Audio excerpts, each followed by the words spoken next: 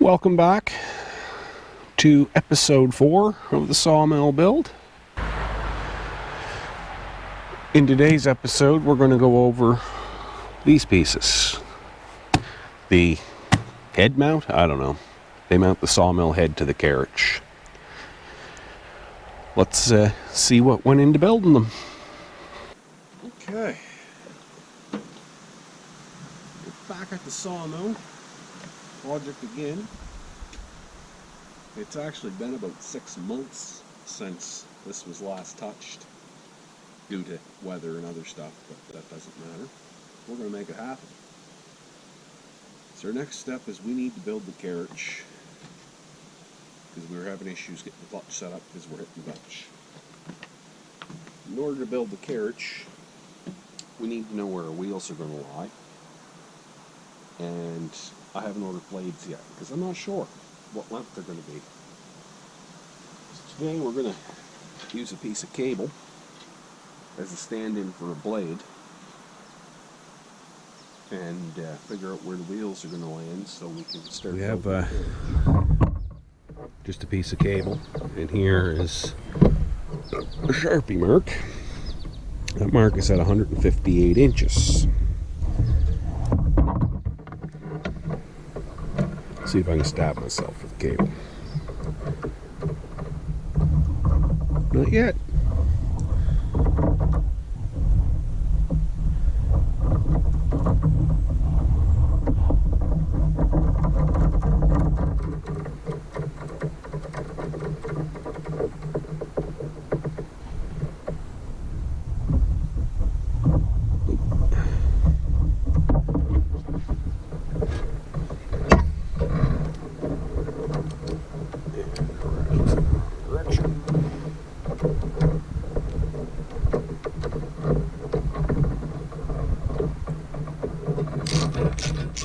Stand-in blade, 158 inches. We're going to jimmy this ahead a little bit.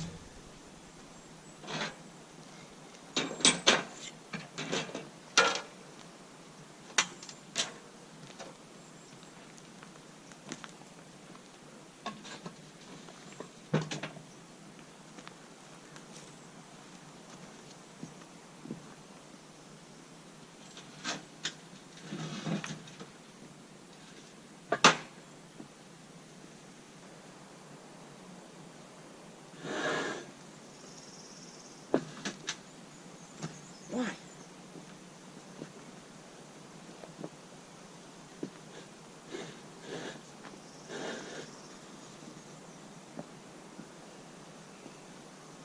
Maybe.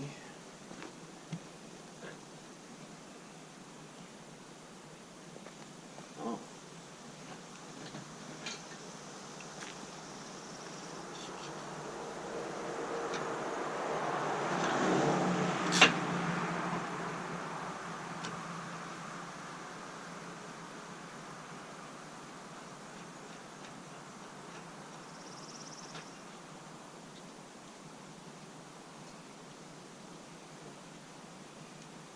This anchor down a little better. Now the whole thing won't slide.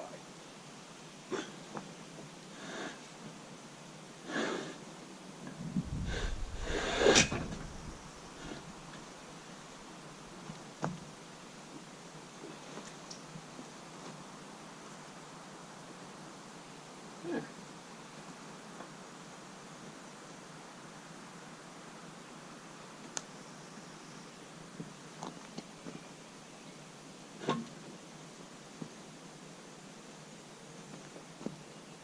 We have a blade, sort of deal. Our tracking's way off down there. Nothing's tight.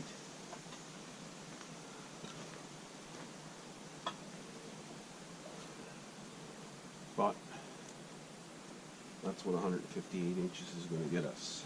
Okay. We've got our material. This is trailer hitch tubing. It's 2x2 inside. I'm not really sure the actual dimensions. We could just weld this on here and hope we get it square, that nothing moves, and oh yeah, whatever. my luck, one of them's going to go a little crooked and it's going to bind on. So this plate is going to be drilled, the beam will get tapped, and then that'll be welded to the plate so we can fine tune it.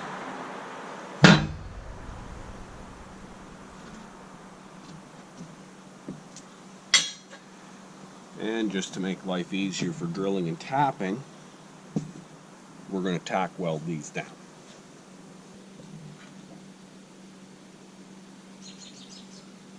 There's two lines here.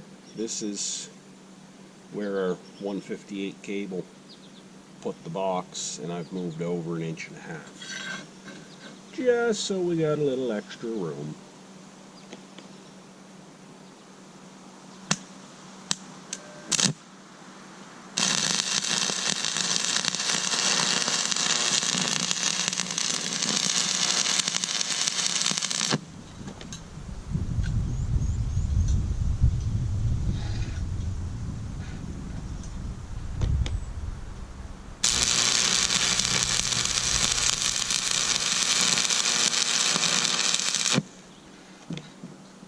And we're just going to take our calipers and use them as a scribe.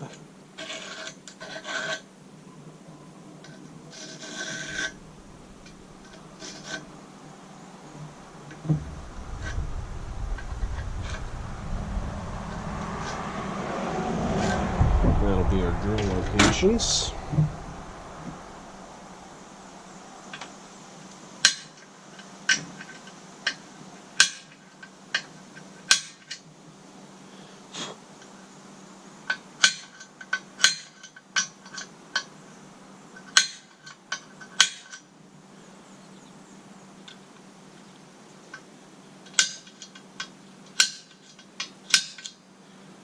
Doesn't leave the biggest divot. It does leave a divot nonetheless.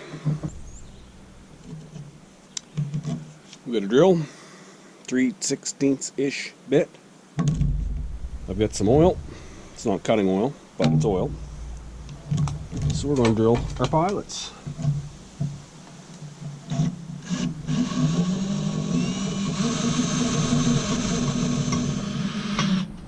I like to get them started before I start with oil.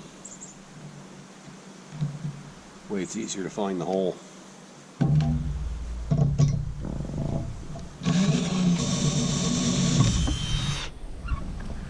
One, 7 more to go.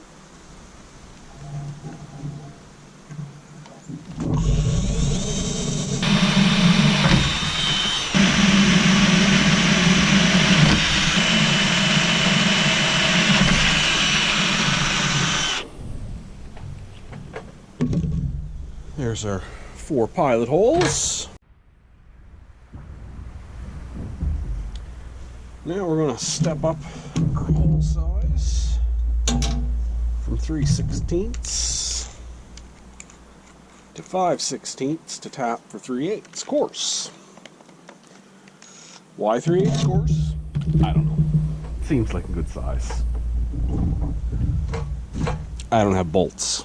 I gotta get them. But it doesn't matter what size, I probably don't have what I need.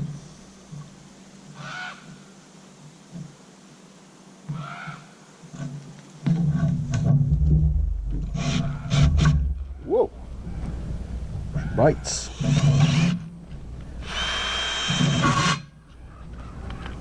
I just sharpened this bit too.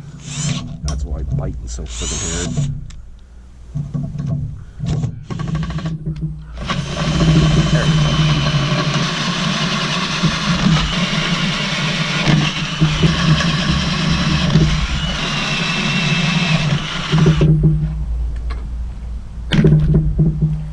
Okay, that's that part.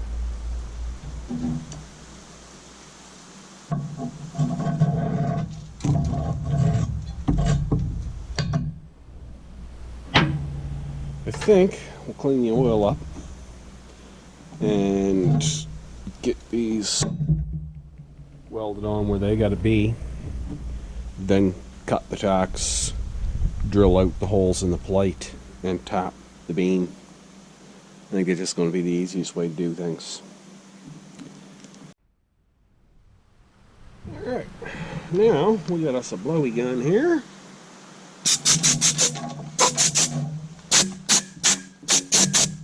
Get rid of the chips. Get rid of the oil. The weld ain't going to like that.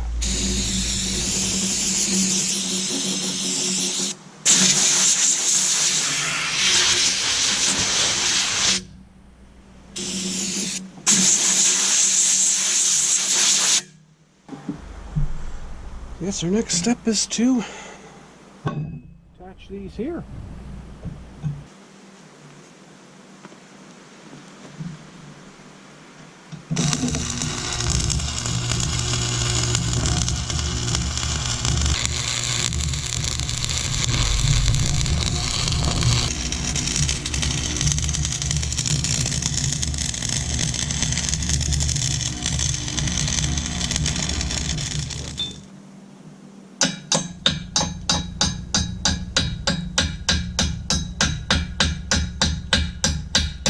These rods don't chip well.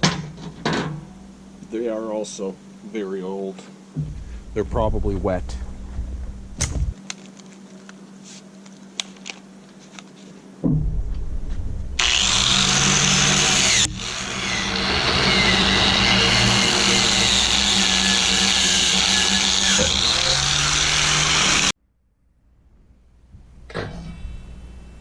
Shit's moving all on its own over here. Well, this could be good, this could be bad, but it looks like we've broken a tack on our plates on each side. So in theory, we don't even need to cut a weld. One, two. Just like that. I've labeled up and I for idler. The other side is up and D for drive, because I'm sure the holes don't match the other way around kind of thing. So now we'll go and run a couple of beads across there. Yeah, these rods even got a little bit of rust on them. They seem to work though.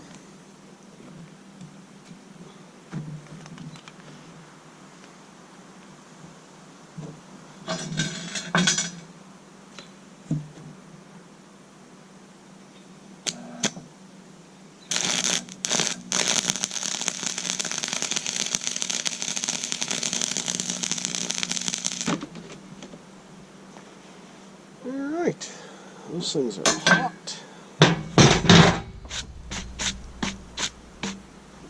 Is that hot? It's a little warm, but it's touchable. 3/8 coarse thread tap. This last used tapping wood. That was building panel clamps. There's a video of that.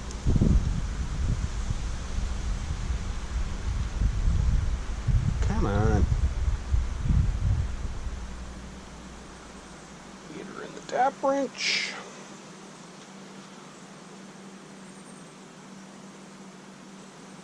A little lube on there.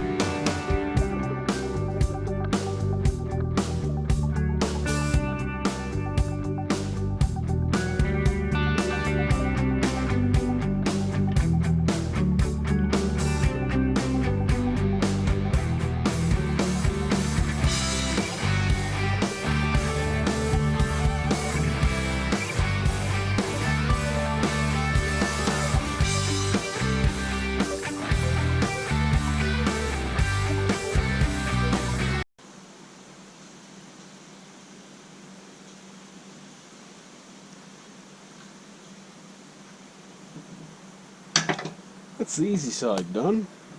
We'll see if I got a bolt. The one and only 3/8 bolt that I have. Well, I probably have more, but this one was easy to find. It goes in nice. It's a little stiff, but that's okay. That was the easy side. The little T-handle tap wrench that comes with the kit is missing. So, looks like we're going to be using an adjustable on these holes.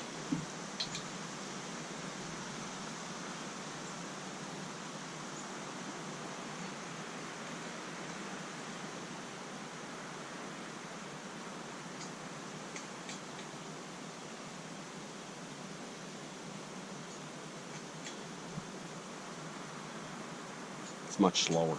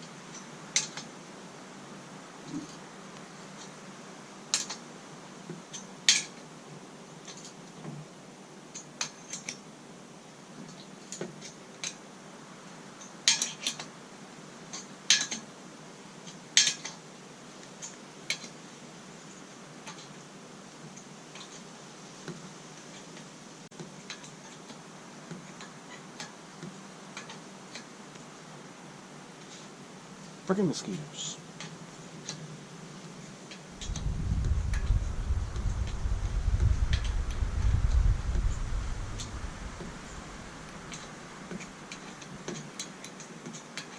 Yeah, much slower.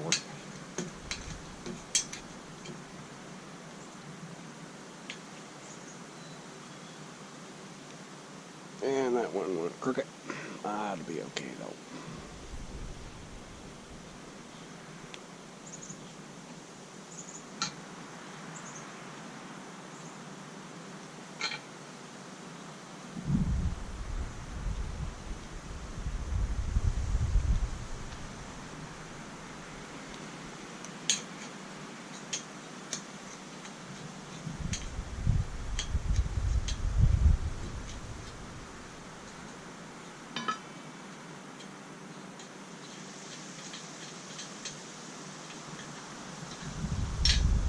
Okay, we'll slowly tap the other three, and then we'll check back.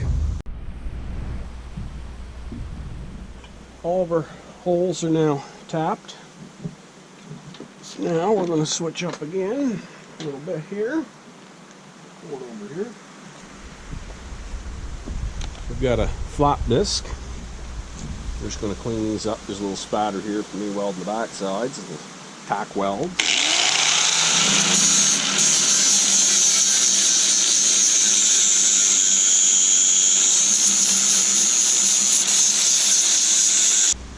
These are still a wee bit toasty. Clean up any BBs on the mating surfaces.